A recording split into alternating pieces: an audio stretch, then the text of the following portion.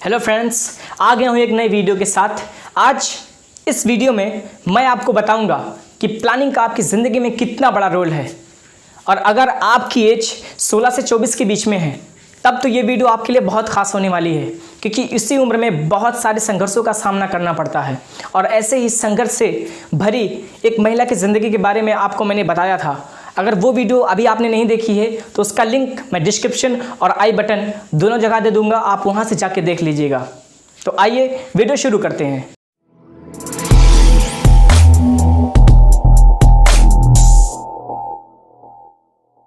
अब मैं आपको एक स्टोरी बताऊंगा और ये स्टोरी आपके माइंडसेट को बदल के रख देगी, आपके सोचने के तरीके को बदल के रख देगी। ये स्टोरी है एक राज्य की, एक ऐसा राज्य जहाँ पे हर 5 साल में राजा को बदल दिया जाता था और उसको जंगल में भेज दिया जाता था। यानी 5 साल जो राजा शासन करता था, 5 साल के बाद उसको एक जंगल में भेज दिया जाता था जहाँ पे बहुत ही खतरनाक जानवर होते थे और वहाँ पे जिंदा रहने की कोई संभावना ही नहीं थी। हर 5 साल पे राजा को 5 साल शासन कराया जाता था और 5 साल के बाद जंगल में भेज दिया जाता था। तो एक ऐसे ही राजा के जब 5 साल पूरे हुए तो लोगों ने उसे दूध से नहलाया, महंगे कपड़े पहनाए, हाथी पे बैठाया और गुड बाय बोलकर उसी जंगल में छोड़ दिया जहाँ तो ना तो कुछ खाने के लिए है, ना ही पीने के लिए और ना ही रहने के लिए घर। लोगों ने उसे जंगल में छोड़ दिया। अब राज्य को सोचने में लग गए सब राज्य के लोग कि अब अगला राजा किसको बनाया जाए, कौन है इसके काबिल जो हमारे राज्य का राजा बने। तो लोगों को पता चला कि एक ऐसा व्यक्ति है जो काबिलियत रखता है इस राज्य का राजा बनने का। तो राज्य के कई लोग उस आदमी के पास गए और उससे अपील किया कि वो हमारे राज्य का अगला राजा बने, और साथ ही में बताया कि उसको 5 साल के बाद एक ऐसी जगह पे भेजा जाएगा जहाँ पे जीवन की कोई संभावना नहीं है। तो सबकी बातें सुनने के बाद उस आदमी ने पहले तो राजा बनने से मना किया सबको कि मैं आपके राज्य का राजा नहीं बन सकता। लेकिन बहुत अपील करने के बाद, बहुत गुजारिश करने के बाद वो उस राज्य का राजा बना। राजा बनने के 10 दिन बाद ही उसने अपने मंत्री से पूछा कि वो ऐसी कौन सी जगह है जहाँ पे 5 साल के शासन के बाद राजा को छोड़ दिया जाता है, मुझे वहाँ पे ले चलो। तो मंत्री राजा के साथ एक जंगल में जाता है।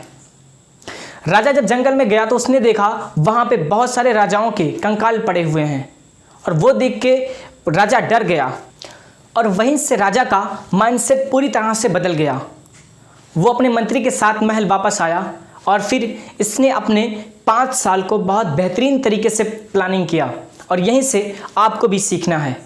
राजा ने अपने पहले साल जंगल में देखा कि जंगल किसकी वजह से घना दिख रहा है, किसकी वजह से बहुत ज़्यादा खतरनाक दिख रहा है। तो इसने जितनी भी झाड़ियाँ थी उस झाड़ियों को कटवाया और जितने भी पेड़ थे जिसकी वजह से जंगल खतरनाक लग रहा था और घना लग रहा था, उन सारे पेड़ों को कटवाना शुरू किया। राजा ने दूसरे साल जंगल के जितने भी खतरनाक जानवर थे उन सारे जानवरों को वहाँ से निकलवाया और फिर जंगल को और सरल बना दिया ताकि वहाँ पे किसी प्रकार का कोई खतरा ना हो। राजा ने अपनी 5 साल को जिस तरह से प्लानिंग किया था वो उसी पे काम करते जा रहा था। फिर राजा ने तीसरे साल वहाँ पर रोड बनवाना शुरू किया और फिर वहाँ पे एग्रीकल्चर का काम शुरू करवाया। अपने 5 साल को किस तरह से प्लानिंग किया था और तीसरे साल में उसको क्या करना था, बहुत ही बेहतरीन तरीके से वो अपने प्लानिंग के साथ आगे बढ़ता जा रहा था। फिर राजा ने चौथे साल वहाँ पे घर बनवाना शुरू किया और बहुत सारे बिल्डिंग्स और घर बनवाए। राजा अपने स्ट्रेटजी पे आगे बढ़ता जा रहा था। फिर राजा 5वें साल यानी अपने शासन के अंतिम साल को बहुत बेहतरीन तरीके से प्लानिंग के साथ काम किया और वहाँ पे इंसानों का बसेरा करवा दिया। वहाँ पे घरों में रहने के लिए इंसानों को भेज दिया। कई सारे वहाँ पे वर्कर उसके आए और वहीं पे रहते थे, एग्रीकल्चर यानी खेती करते थे और वहाँ पर रहना शुरू कर दिए। राजा अपने शासन के अंतिम साल जब इसके 5 साल पूरे होने वाले थे उसके पहले से ही राजा बहुत एक्साइटेड था अपनी उस नई दुनिया में जाने के लिए जिस दुनिया को वो पिछले 5 सालों से तैयार कर रहा है। लेकिन इसके साथ राजा सेविंग्स भी करता था। वो बहुत कम पैसे खर्चा करता था और बहुत ज़्यादा पैसे बचाता था ताकि वो उस जगह पे खर्च कर सके जिस जगह को ये पिछले 5 साल से बना रहा है। और आखिरकार वो दिन आ ही गया जब राजा के 5 साल पूरे हुए। तो लोगों ने जैसे सभी राजाओं को 5 साल पूरे होने के बाद दूध से नहलाते थे, वैसे इस राजा को भी लोगों ने दूध से नहलाया, महंगे कपड़े पहनाए और हाथी पे बैठाया अलविदा कहने के लिए। लेकिन लोगों ने देखा कि अब तक जितने भी राजा को इन्होंने अलविदा कहा 5 साल के शासन के बाद, वो सब रो रहे थे, क्योंकि उनको पता था कि उन्हें जहाँ भेजा जा रहा है वहाँ पे ज़िंदगी की कोई संभावना ही नहीं है। लेकिन देखा ये राजा मुस्कुरा रहा है, तो लोग हैरान थे कि ऐसा क्या बात है जो अभी तक जितने भी राजा गए वो रोते हुए गए और ये हंसता हुआ जा रहा है। तो उस राजा ने किसी ने उस राजा से पूछा कि क्या कारण है कि आप हंसते हुए जा रहे हैं और जितने भी राजा गए वो रोते हुए जा रहे थे। तो राजा ने बहुत ही नम्रता से उनका जवाब दिया। राजा ने कहा कि अब तक जितने भी राजा शासन किए वो अपने 5 साल में इतना खो जाते थे मज़ा करने में, लग्जरियस लाइफ जीने में, एंजॉय करने में, कि वो भूल ही जाते थे कि 5 साल के बाद उनको ऐसी जगह पे भेजा जाएगा जहाँ पे ज़िंदगी है ही नहीं।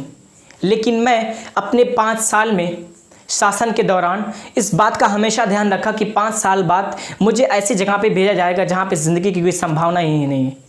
तो मैंने उसी तरह से ही अपने 5 साल को प्लानिंग किया, ताकि मुझे जब 5 साल के बाद यहाँ से भेजा जाए तो मैं रोता हुआ नहीं, हंसता हुआ जाऊँ। और मैं इसलिए एक्साइटेड हूँ क्योंकि मैंने इसी 5 साल में अपने फ्यूचर को ध्यान में रखते हुए इस तरह प्लानिंग किया कि इसी 5 साल के दौरान मैंने अपनी एक नई दुनिया बना ली है।